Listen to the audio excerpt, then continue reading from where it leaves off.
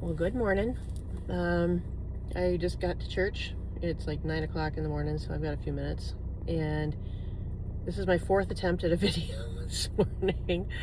Um, yeah, I've been kind of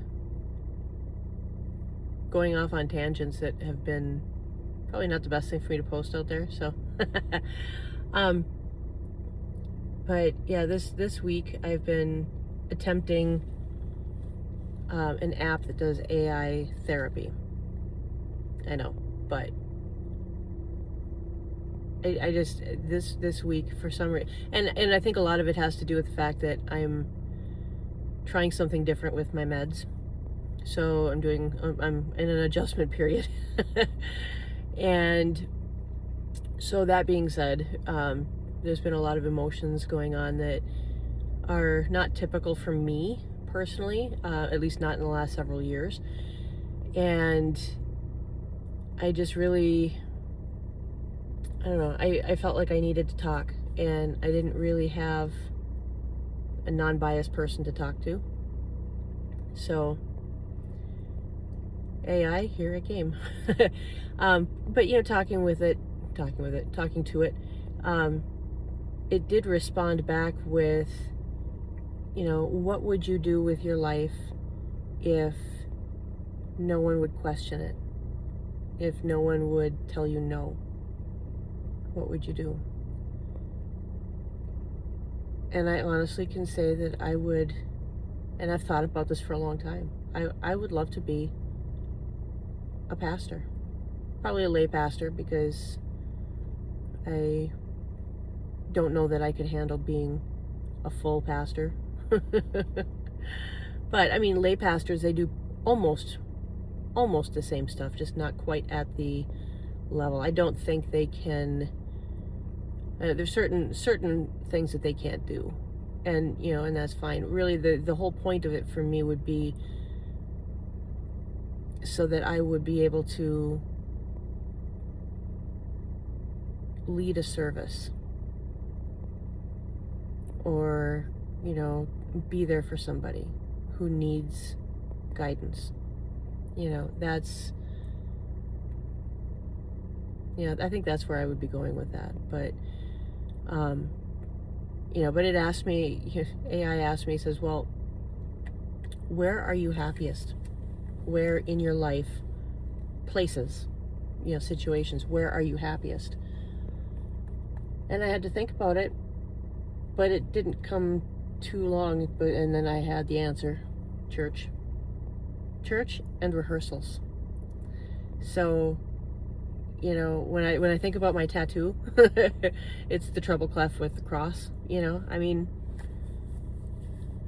yeah, that's where I am happiest, is my music and church. And church is a mix of both, because I'm the organist there. So, I mean, and that's how I worship. I was talking to a friend of mine, and he said that, for him, being part of the choir or something like that would be too much like performing, and it would take away from his worship experience.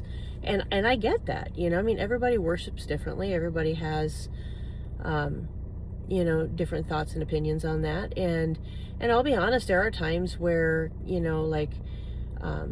like for Easter, for example, I mean, the song He's Alive that Dolly Parton did, and I forget who wrote it, but I mean, I've done that song several times at Easter, and it always makes me feel like I'm doing a performance rather than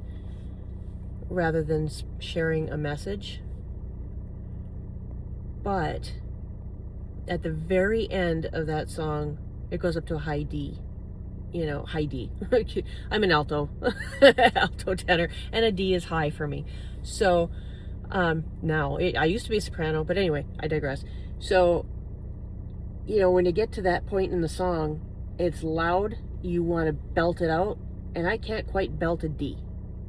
I can belt a C sharp, but that doesn't cut it. and I am not about to try to transpose a half a step, because I'm lucky if I can get the notes correct when they're written correctly.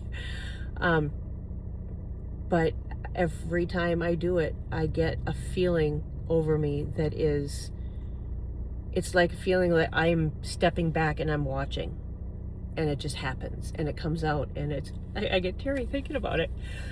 But it's just one of those feelings that you just feel like, oh my God, what is going on? What's happening? And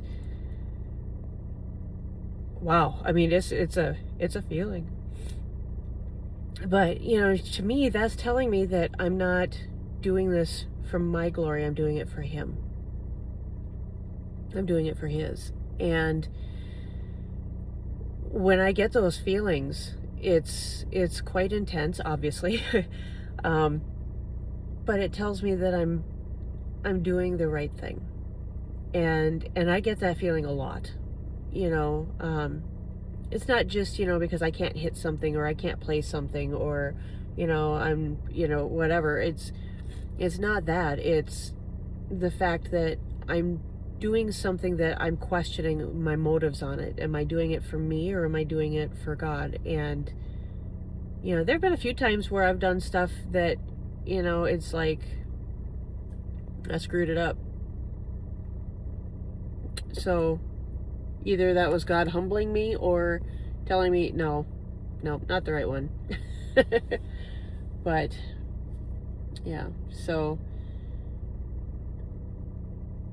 but that's my happy place. This is my happy place.